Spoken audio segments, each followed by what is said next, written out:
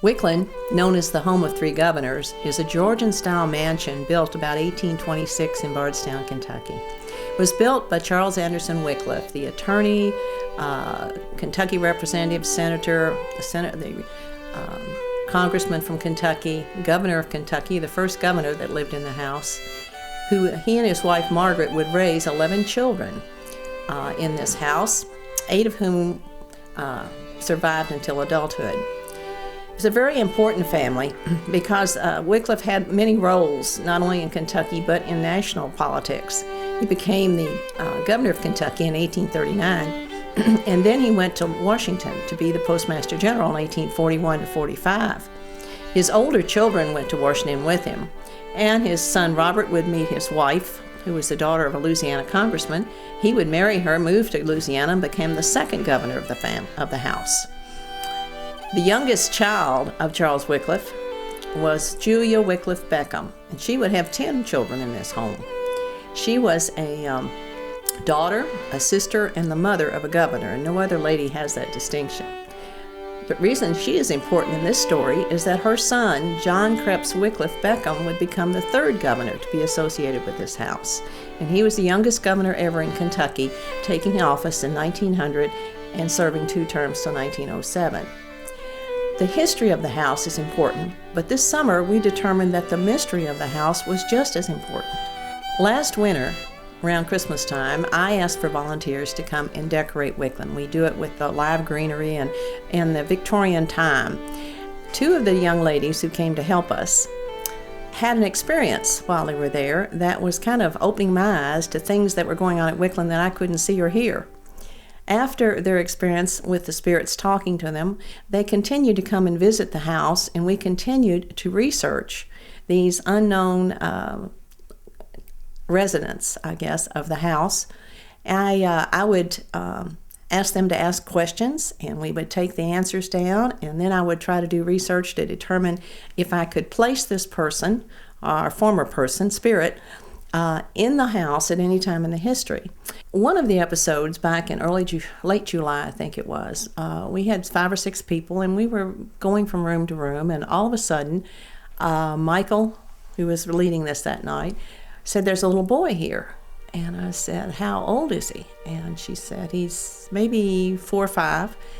And she tried to get him to talk to her, and he wouldn't talk to her, but he was hiding behind a nursemaid, Dorsey, that we talk about. She is one that we've had all the time. Every time Michael's been there, Dorsey will be there. So Dorsey said his name was Will. Well, I had all of my different documents about the Beckhams and the Wickliffes and the families that lived there. So I started flipping through them, looking to see about a Will. And I said, "Well, how old is Will?" Well, he still wouldn't talk to Michael. But all of a sudden she started smiling, and she said, "He has taken 3 fingers and stuck them out from behind the skirt." Well, how many times have you seen children do that, telling their age? 3 fingers are sticking out. So I'm going, all right. So I said, "Ask Dorsey if Will has older sisters," because I had this record that I wanted to kind of use to document this. And so the answer came back, Maggie and Nan Nan.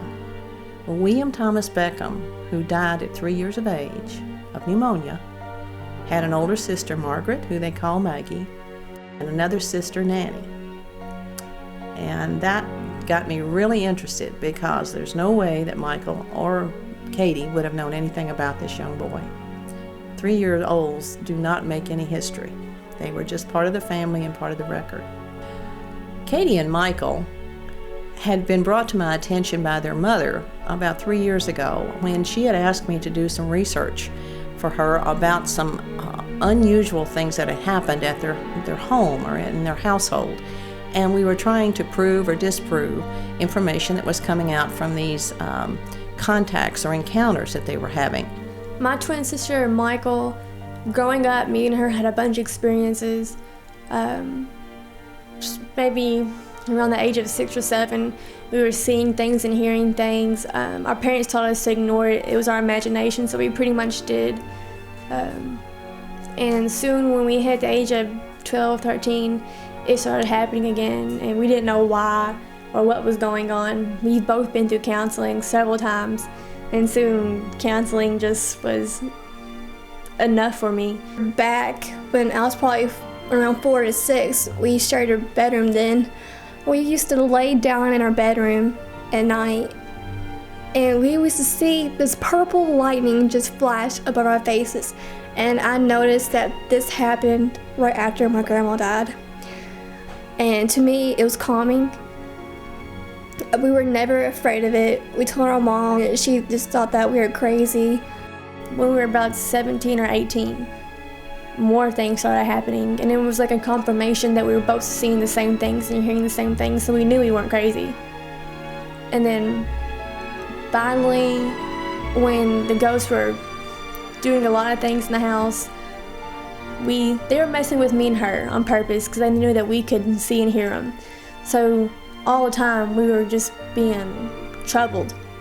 And finally we told them, when I say them, I mean the spirits, that if you want any attention from someone else that will actually do something about it, you need to go to my parents and mess with them. And they did, because my dad told me, well, he told my mom. My mom told us that he was being haunted. My first experience seeing an actual spirit with my eyes, it was about 2 years ago, right before Christmas.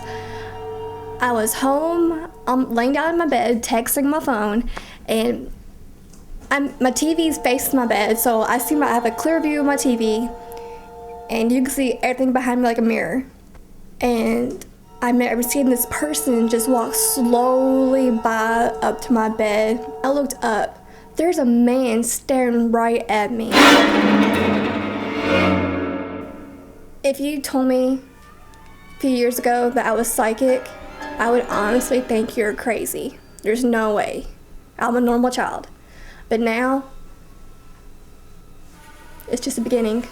One incident that happened at my house about 3 a.m. at nighttime, I was asleep in my room when I woke up to footsteps coming down my hallway and a brushing up against the wall, like a hand running down it. And then the footsteps stopped in my doorway and are clawing on my door, and my doorknob started shaking, which I immediately thought someone was breaking in the house. And I was really scared. So I called my sister on the cell phone and told her to come out in the hallway because her room is like pretty much right across from mine. And when she came out in the hallway, opened my door, and then I realized there was nothing there, I had a panic attack. I freaked out, and I was like hysterical for about an hour or two. Didn't sleep at all in my room that night, and I was 18 or 19.